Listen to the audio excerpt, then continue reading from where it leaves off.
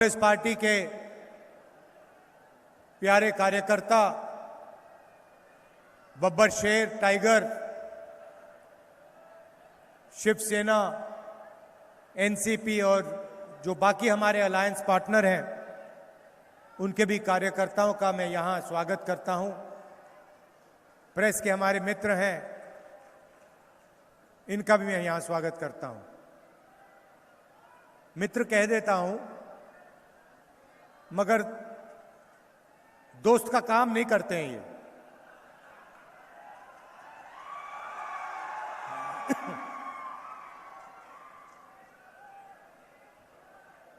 वो मैं आपको बाद में समझाऊंगा कि मीडिया किसानों का मुद्दा, गरीबों का मुद्दा क्यों नहीं उठाती। आपने देखा होगा, कभी आपने मीडिया को किसान के मुद्दे के बारे में बोलते हुए देखा है? मजदूर दिखते हैं आपको मीडिया में? बेरोजगारी की बात होती है? महंगाई की? अंबानी की शादी देखी आपने?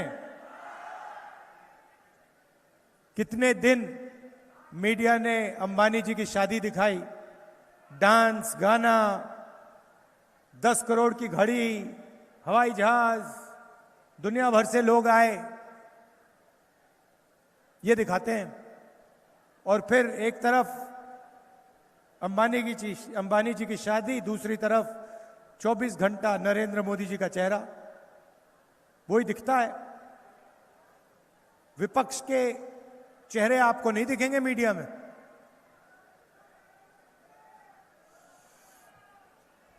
और ये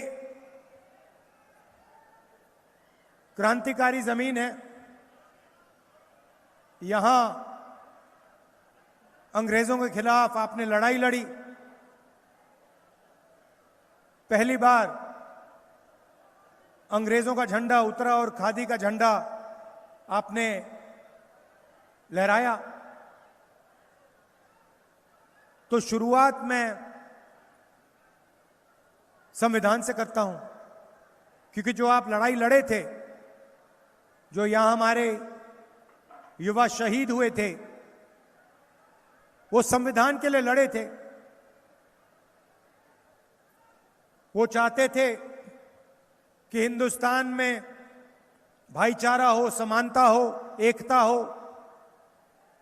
और वो चाहते थे जो अंग्रेज उनका धन चोरी कर रहे थे, वो बंद हो और अंग्रेज हिंदुस्तान से वापस जाएं। ये काम आपने ही शुरू किया था। और ये चुनाव भी दो विचारधाराओं के बीच में लड़ाई है। जब यहां आपके युवा शहीद हुए थे, वो भी विचारधारा की लड़ाई थी। आज भी वही चल रहा है। वो जो आपके यहां युवा शहीद हुए थे, वो इसके लिए शहीद हुए थे, संविधान के लिए।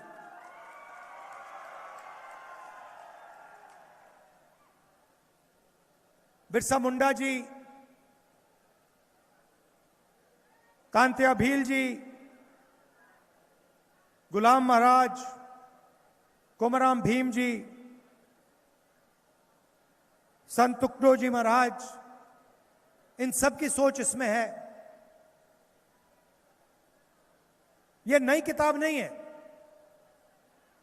इसके लिए हजारों साल से इस देश में लड़ाई चल रही है। और हमारे जो महापुरुष हैं, जो लीडर्स रहे हैं हिंदुस्तान के, अंबेडकर जी हो, महात्मा गांधी हो, फूले जी हो, उन सब की सोच इसमें है। आप अगर इसको खोल के पढ़ेंगे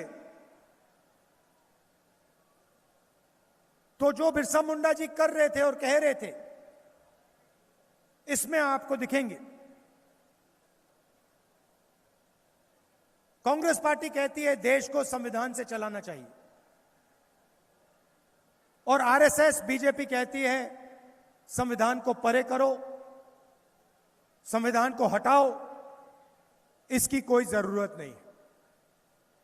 मैं हर मीटिंग में संविधान दिखाता हूं क्योंकि मैं आपको याद दिलाना चाहता हूं, आप ही की क्रांति की याद दिलाना चाहता हूं, आप ही के शहीदों की याद दिलाना चाहता हूं। अंबेडकर जी, गांधी जी, इनकी याद दिलाना चाहता हूं और आपको याद दिलाना चाहता हूं कि उनके दर्द, उनके दुख, उनके खून से ये किताब बनी है। गांधी जी ने अपनी जिंदगी दी, बिरसा मुंडा जी ने जिंदगी दी इस किताब के लिए, और आज हिंदुस्तान के प्रधानमंत्री कहते हैं कि इस किताब के अंदर कुछ नहीं है, खाली किताब है। देखिए, ये खाली किताब नहीं है, ये देखिए,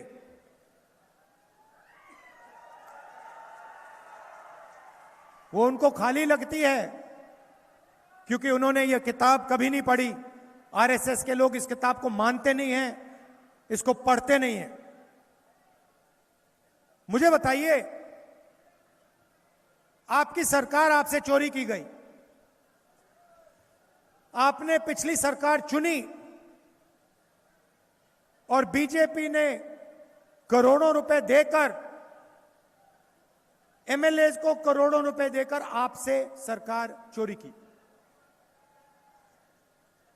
धारावी की जमीन चाहिए थी उनको, 1 लाख करोड़ रुपए की जमीन है, अदानी जी के हवाले करनी थी, इसीलिए आपकी सरकार गई। अब मैं आपसे पूछता हूं, संविधान में कहां लिखा है कि एमएलए को पैसे देकर सरकार को गिराना चाहिए? कौन से पेज पे लिखा है, मुझे बता दो। संविधान में लिखा है कि हिंदुस्तान में चुनाव होना चाहिए और जो चुनाव जीतता है उसे सरकार चलानी चाहिए। संविधान में कहीं नहीं लिखा है कि आप चुनी हुई सरकारों को पैसे से गिराओ। नरेंद्र मोदी जी ने अरबपतियों के 16 लाख करोड़ रुपए माफ किए हैं। मुझे दिखा दो, अंबेडकर जी के संविधान में कहां लिखा है कि 25 लोगों का 16 लाख करोड़ रुपया माफ होना चाहिए और हिंदुस्तान के किसानों का, मजदूरों का 1 रुपया माफ नहीं होना चाहिए? मुझे बता दो कहां लिखा है। क्या अदानी जी के लिए, अदानी जी के धन बढ़ाने के लिए बिरसा मुंडा जी ने अपनी जान दी?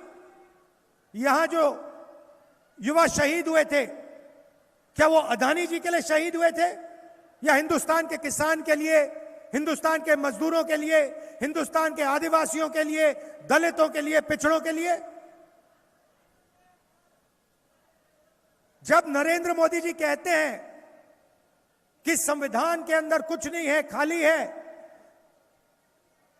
जब कहते हैं राहुल गांधी लाल संविधान दिखा रहा है, तो राहुल गांधी का अपमान नहीं कर रहे हैं, वो बिरसा मुंडा जी का, अंबेडकर जी का, गांधी जी का अपमान कर रहे हैं।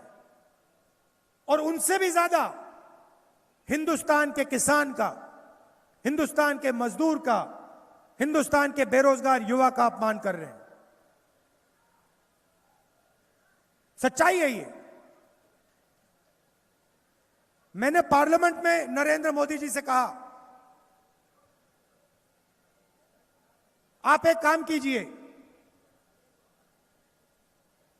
ये जो दीवार बनी है 50% रिजर्वेशन की,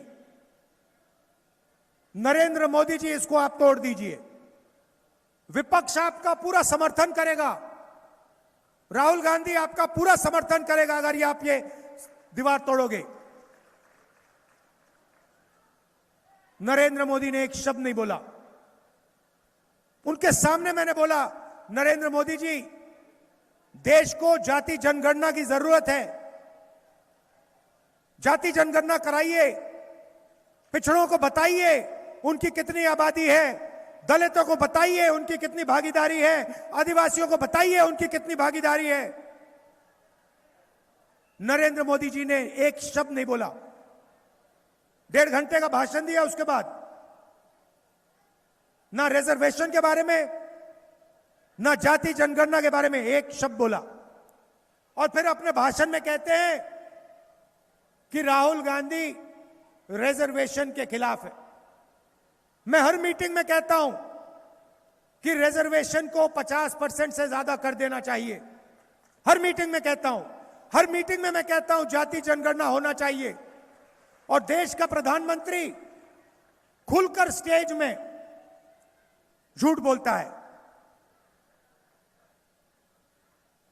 कहते हैं कि राहुल गांधी संविधान को खत्म करने की कोशिश कर रहा है। राहुल गांधी 4000 किलोमीटर चला है कन्याकुमारी से कश्मीर तक भारत जोड़ो यात्रा में। हर रोज हम कहते थे संविधान को बचाना है, नफरत मिटानी है, नफरत, हिंसा, इनको खत्म करना है। नारा दिया हमने, नफरत के बाजार में मोहब्बत की दुकान खोलनी है।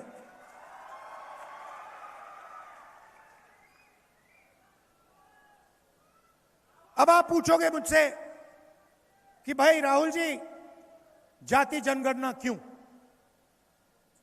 रिजर्वेशन 50% से ज्यादा क्यों, आप पूछोगे। भाइयों और बहनों,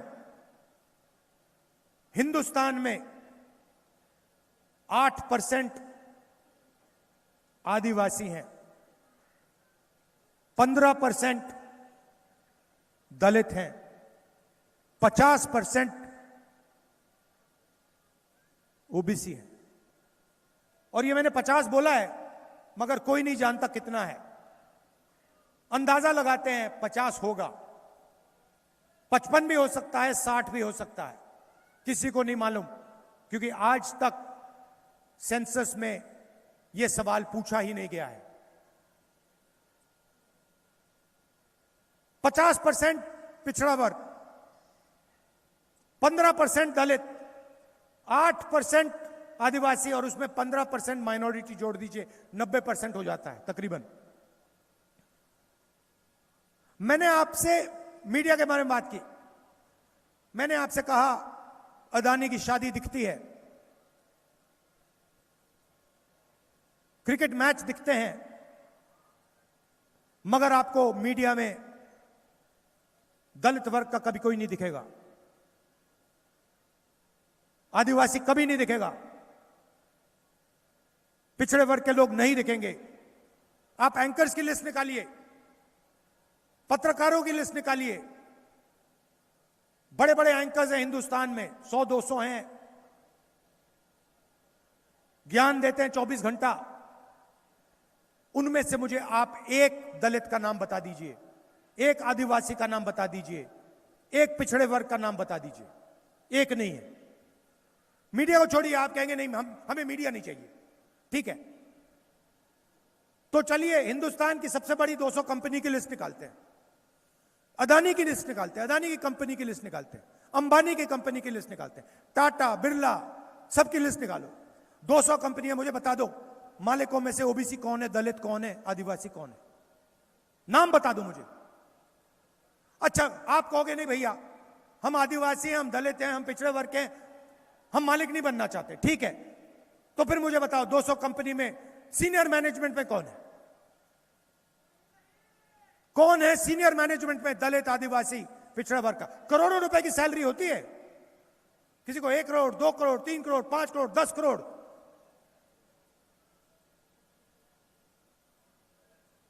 नाम बता दो मुझे, दलित का नाम बता दो, आदिवासी का नाम बता दो, पिछड़े का नाम बता दो। ठीक है, शायद आप कंपनी में काम नहीं करना चाहते, मैं चाहता हूं कि दलित के बेटे बेटियां, आदिवासियों की बेटी बेटियां, पिछड़ों के बेटी बेटियां हिंदुस्तान की सबसे बड़ी कंपनियों के मालिक बने।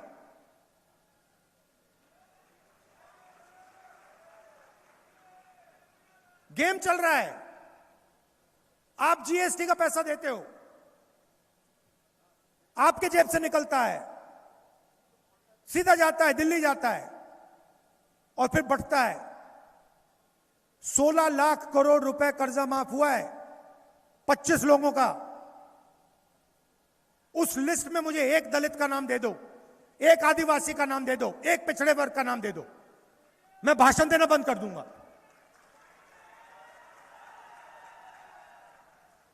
आप मेहनत करते हो, किसान मेहनत करता है, मजदूर मेहनत करता है, सोयाबीन उगाते हो, कपास उगाते हो, धान उगाते हो,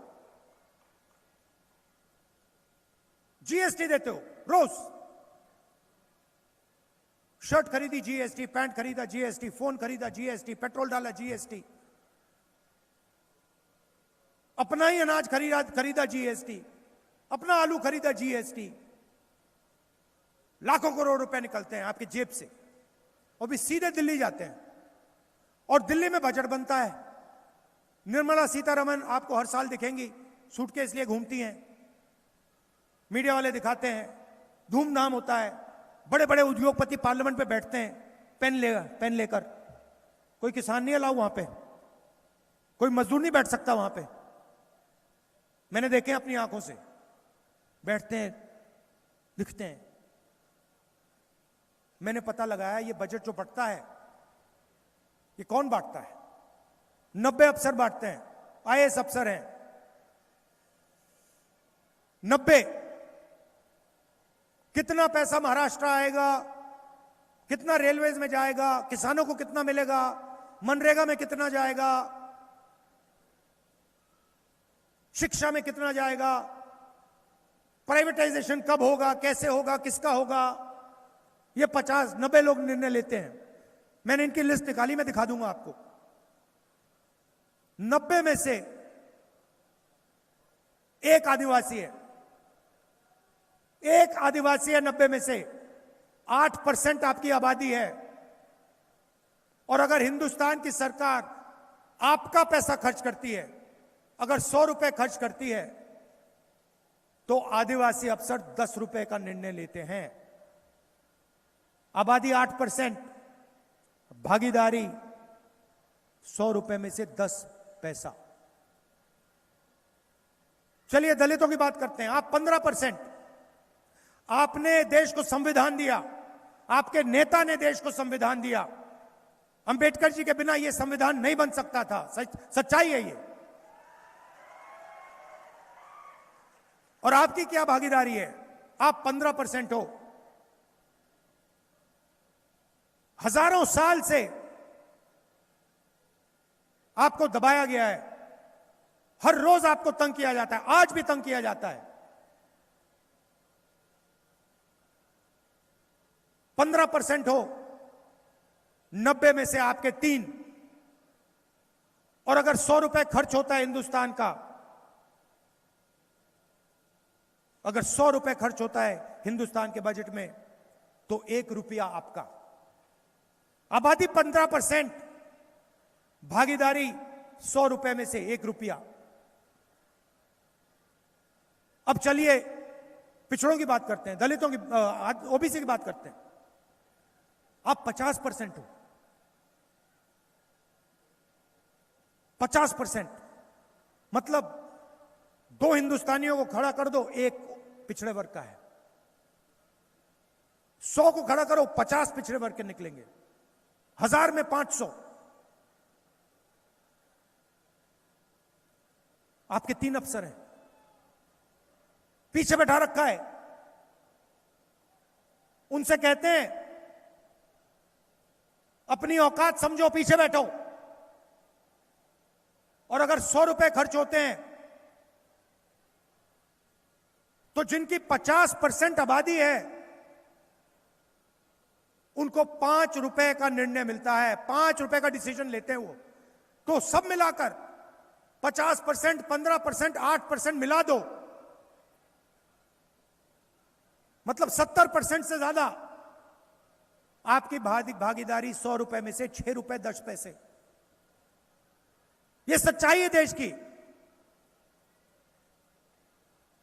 मैं आपके कर्जे माफ की बात करता हूं, मीडिया वाले कहते हैं राहुल गांधी आप आदत बिगाड़ रहा है, और उनका 16 लाख करोड़ रुपए माफ हो जाता है, कहते हैं देखो देखो कितना विकास हुआ, देखो देखो कितना विकास हुआ।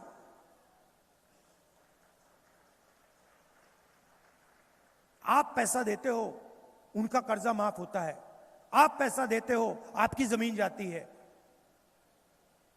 मैं आपको बताता हूं, धारावी में अगर 10 अमीर लोग रहते ना, जमीन कभी एक्वायर नहीं होती। 10 अगर उसमें 10 रहते, अगर उसमें अदानी का घर होता बीच में, कभी एक्वायर नहीं होती। वो इसलिए एक्वायर हो रही है क्योंकि उस पे गरीब लोग बैठे हैं, उस पे पिछड़े लोग बैठे हैं, उस पे दलित बैठे हैं, उस पे आदिवासी बैठे हैं, इसलिए एक्वायर हो रही है।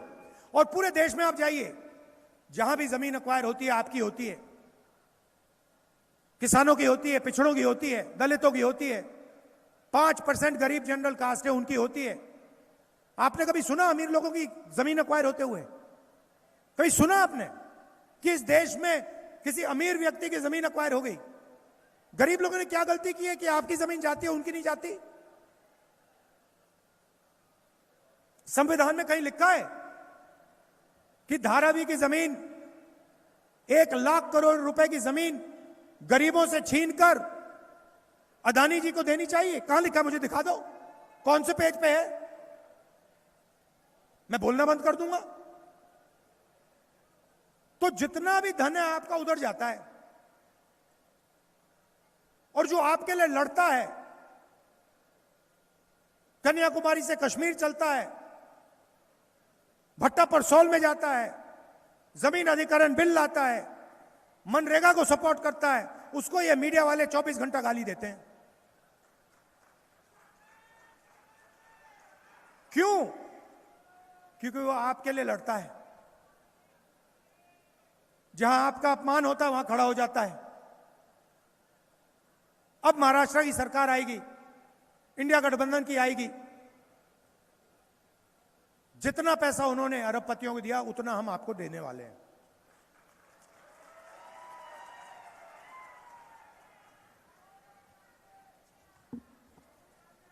जाति जनगणना की मैंने आपको बात बता दी।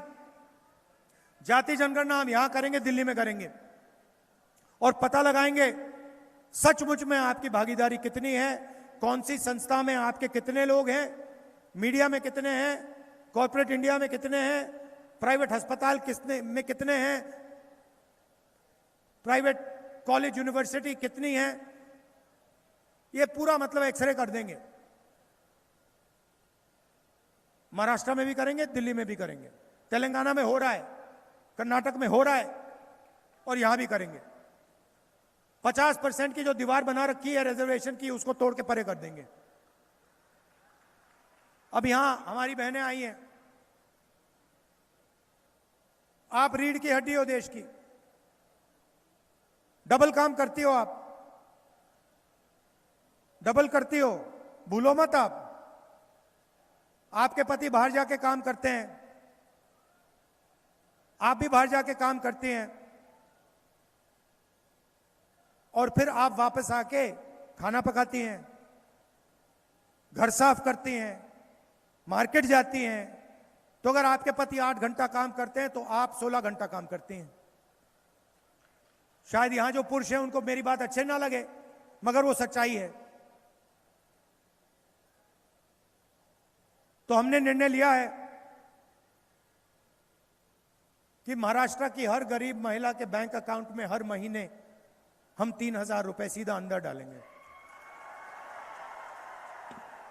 खटाखट खटाखट खटाखट अंदर।